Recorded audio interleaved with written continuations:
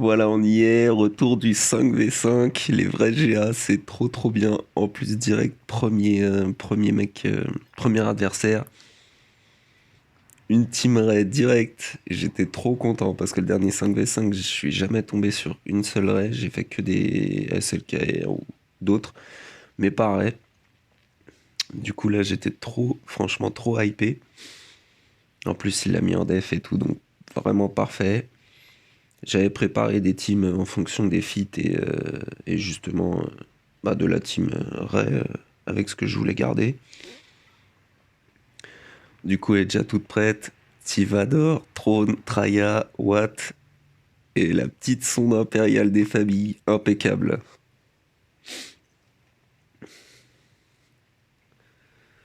J'ai même pas check sa ténacité, rien du tout. J'étais tellement hype que j'ai rien regardé.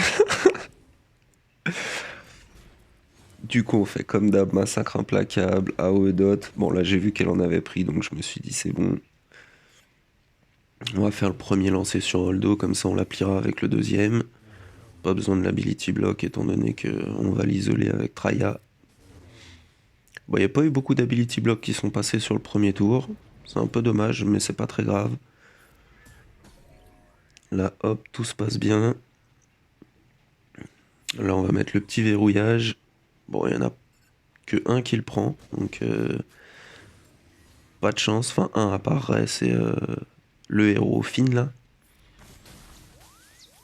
On va quand même isoler Holdo. Du coup, ils sont 3 à ne pas passer Fufu. Ça, c'est trop bien.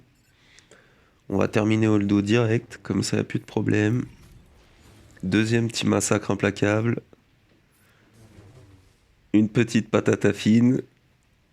Les dots sur R2. Et pan! Allez hop, ça c'est fait, impec. Donc là, les deux héros, ils sont en damage immunity, là. Ils peuvent pas ils peuvent pas prendre de dégâts. La troisième technologie, on la met à Traya. Fini la jouer. Donc maintenant, il peut mourir. Ça va, il focus trône. Il est rapide et il a la technologie des tanks. Donc pour l'instant, on est bien point de vue bannière. On va dispel Traya. Lancer de sable sur peau. Aoedot, Aoedot, il passe en damage immunity là. Bref, on peut pas lui faire de dégâts. Là, il a 18 dots, donc on a juste à attendre qu'il prenne un tour. Et ce sera fini pour lui. Bientôt, bientôt. Ouh, le stun. On va repasser à Traya, comme ça on est sûr d'avoir 60 bannières. Petit counter trop propre, lancer de sable fin. C'est comme ça qu'on commence du 5v5, qu'est-ce qu'il y a? Non, franchement, trop bien. Le 5v5, que ce soit de retour, ça fait trop du bien. Le 3v3, perso, c'est moins drôle depuis qu'il y a les GL. Du coup, là, il y a une petite team nut. On va faire comme d'habitude. J'ai gardé les géos en attaque, étant donné qu'en défense, je trouve qu'ils servent plus à rien. Et que face à une team nut, même potable, ça fait vraiment le café. Donc je sais toujours pas ce qu'ils font, juste que l'espion, voilà, ça c'est sa grosse patate. On fait mourir une première fois Nut d'entrée de jeu. Ensuite on va partir sur Doku. Je sais pas du tout ce que ça fait, mais à chaque fois j'appelle l'espion. C'est pareil, appel de l'espion, c'est le seul qui est relique, c'est le seul qui tape fort. Donc là ils prennent tous leurs exposes. Ce qui fait qu'on va pouvoir en détruire un gratos. Et voilà, il reste plus que Sunfac. Normalement, on est full vie, full protec. Impeccable. Rondement mené. Deuxième 60 bannières, c'est pas trop mal. Pour l'instant, c'est plutôt bien parti. Du coup, on va pouvoir aller voir ce qu'il a de caché derrière. En plus, c'est la GA des sites. Alors j'ai préparé des teams déjà à l'avance avec les feats à faire, ce qui est plutôt cool. Donc là, sa team GG, bah, comme j'ai DR de disponible et que ça me paraissait le mieux à faire.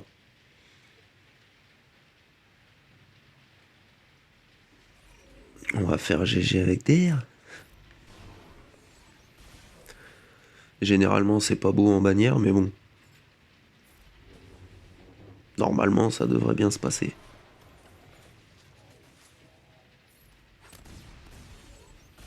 Après, il restera plus que la team Shakti,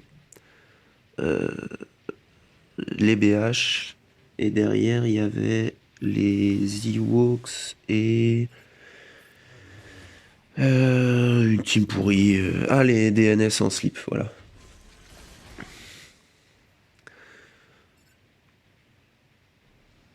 Du coup, là, je vérifiais que Droid Kai était toujours dans son immunité aux dégâts.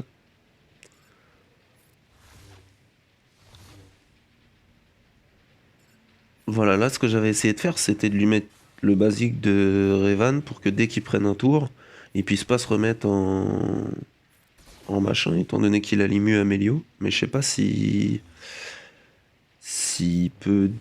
dispel quand il fait sa roulade et qu'il remet son truc.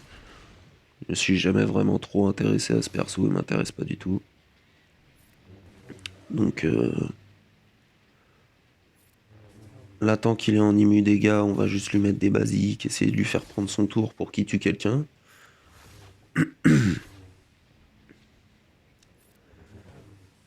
Mais bon, je sais pas si c'est buggé ou quoi, mais le mec a 2 de vitesse ou c'est pas possible.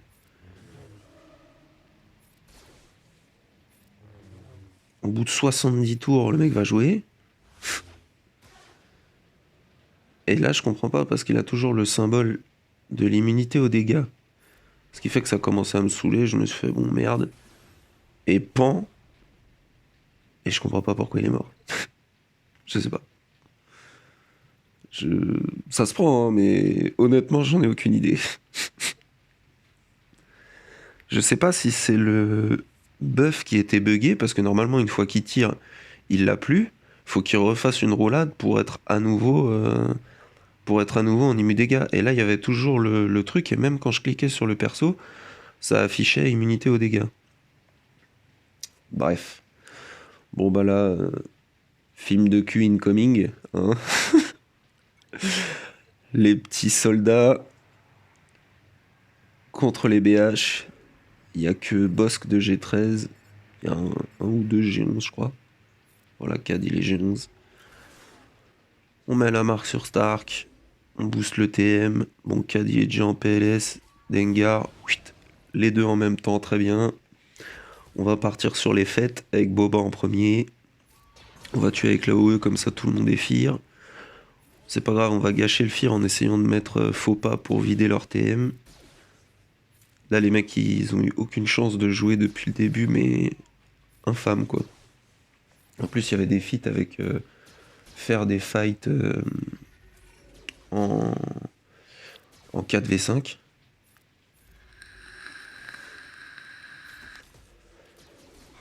Donc ça se prend. 61 bannières, impeccable. Bon, là, c'est un peu ce qui me faisait flipper.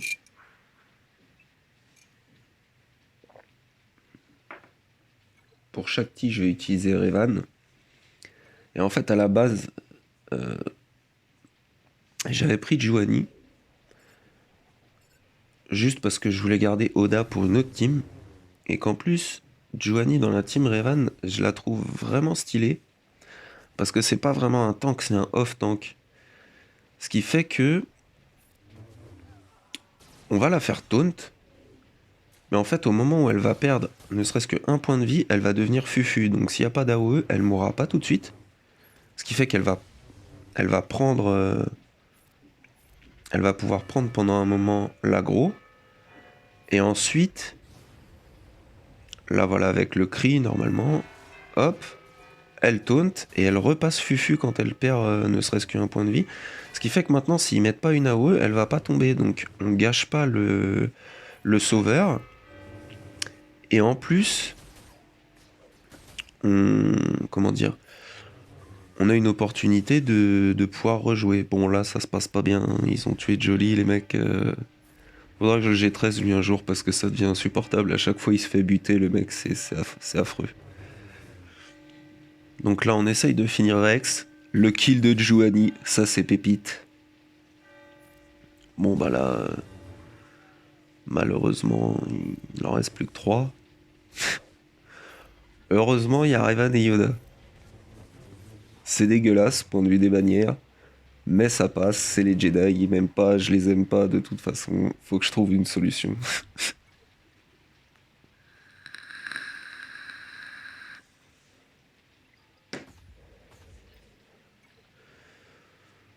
Donc après, on va essayer d'aller faire les feats avec les...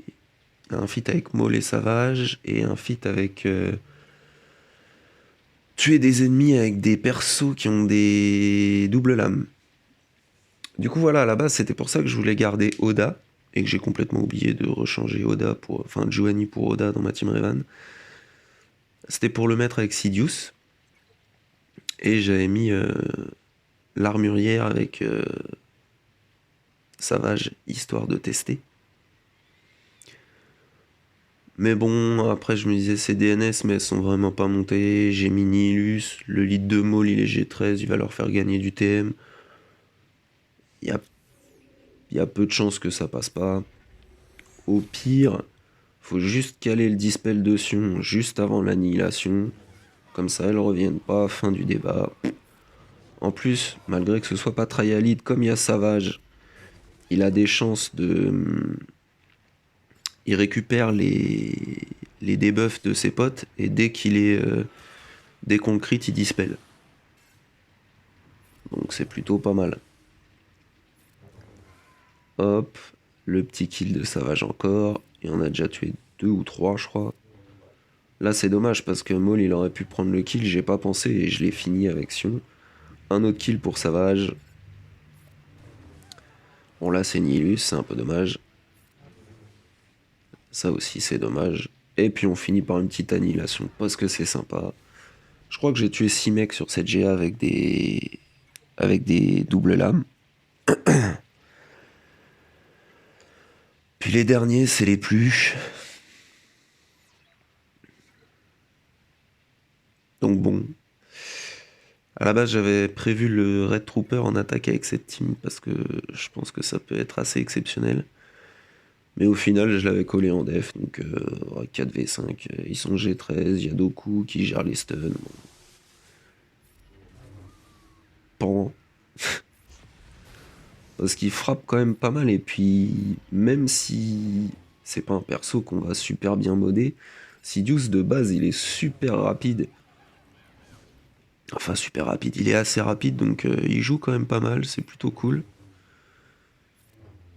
Puis après, bah, j'avais mis Malak histoire de...